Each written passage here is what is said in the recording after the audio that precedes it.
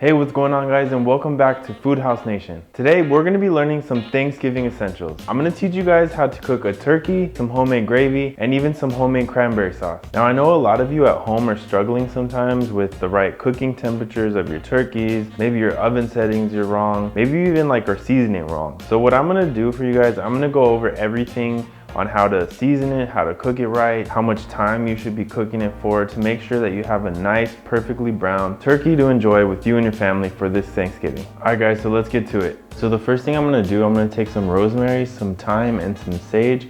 I'm gonna rough chop it and put it into a bowl. Doesn't mean to be like a super fine chop, but enough so that you can get a nice, even chop between all of the herbs.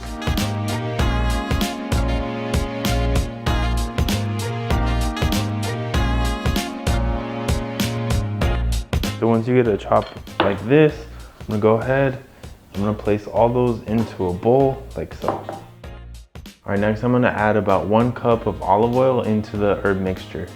All right, nextly, I'm gonna add 1 teaspoon of minced garlic into the mixture, 1 teaspoon of black pepper, about 1 teaspoon of salt, and lastly, you wanna put about 2 ounces of lemon juice into the mixture. Make sure you give that a nice stir to get everything nice and mixed together.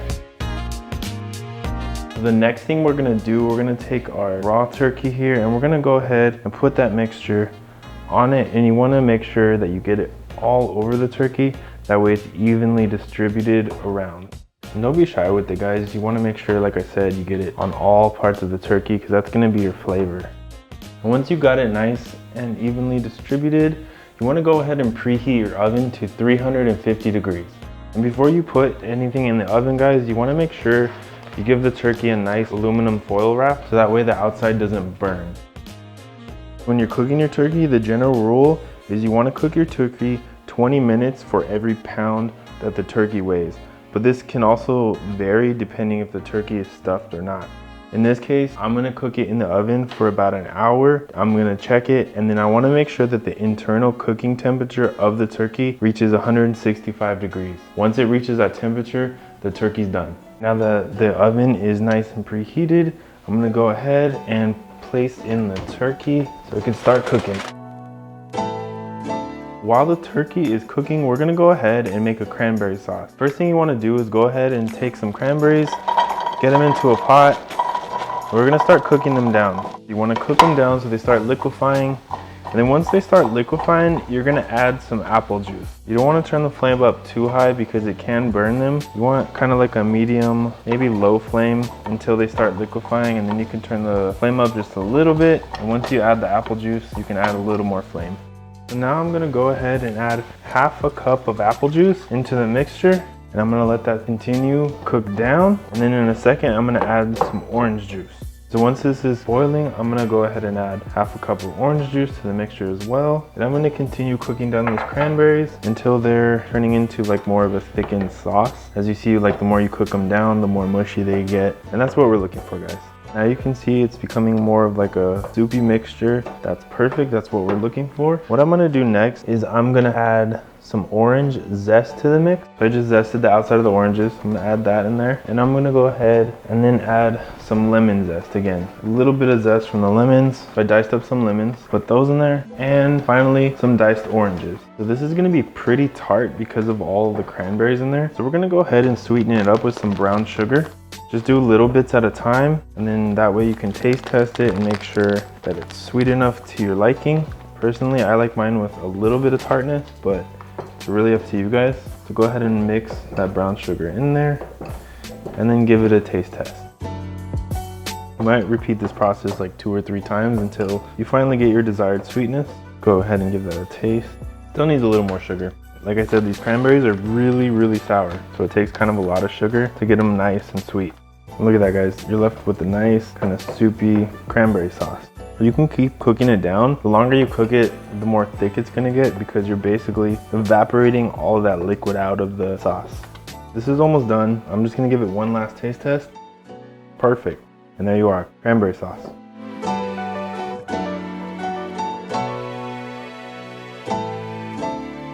So the next thing we're gonna do is start making our gravy. So So I want to start with some celery and onions. We're gonna make a mirepoix. First, I'm gonna go ahead and dice my onion. You always want to cut the end off first, cut it in half, and make sure you get all this off too. Should have peeled it first, but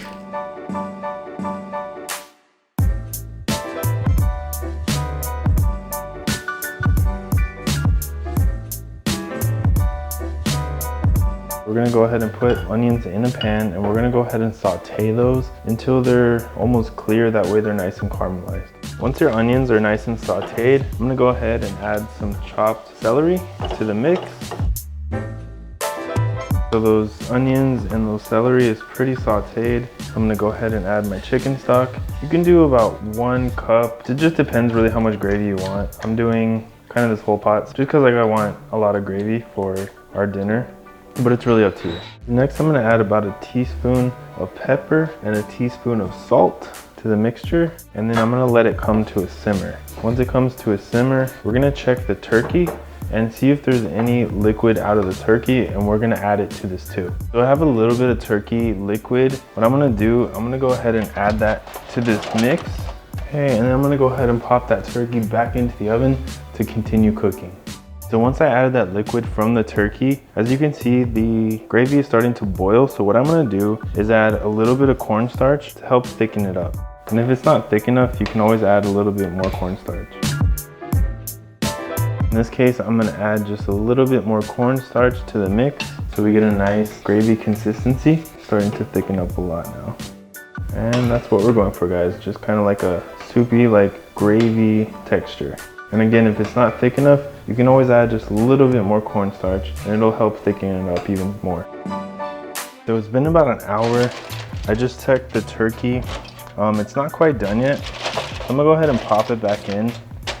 And then the last 20 minutes, you wanna go ahead and take that aluminum foil off so we can get a nice brown.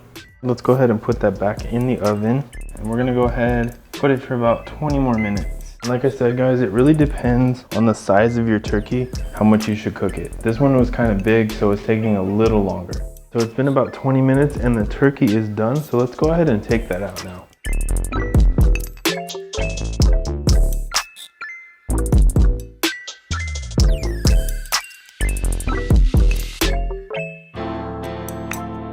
So today's video is sponsored by PREPDECK. It's an all-in-one kitchen tool that I use at home.